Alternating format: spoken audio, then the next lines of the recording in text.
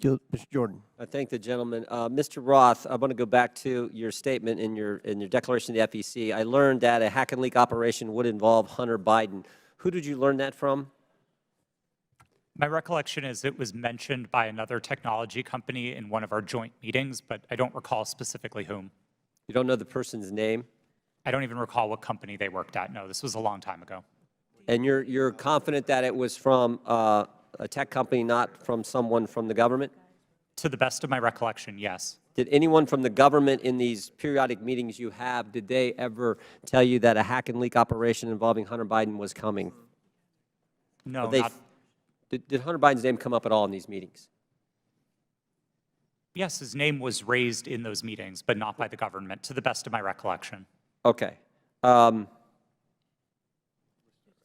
Baker, I want to go back to the question we had a few hours ago. But I want to frame it in a way I think you can answer. Did you ever tell the FBI that they had no legitimate interest in enforcement of Twitter's policies?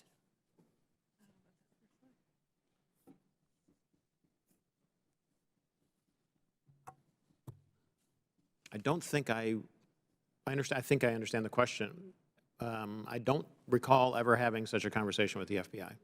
Okay. Did you think there was a problem with the FBI sending you a list of names and accounts and saying, hey, these violate your policies? Did you see that as as some kind of potential concern? I was always concerned that the FBI adhered to the Constitution and laws of the United States, period. And you didn't think that crossed the line? Well, what crossed the line, sir? What I just asked you, that the idea that they're sending you a list of accounts that they say these violate your terms of service.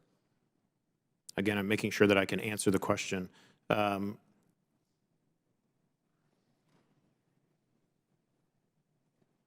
Had I thought that they were doing something unlawful, I would have taken appropriate steps to address it.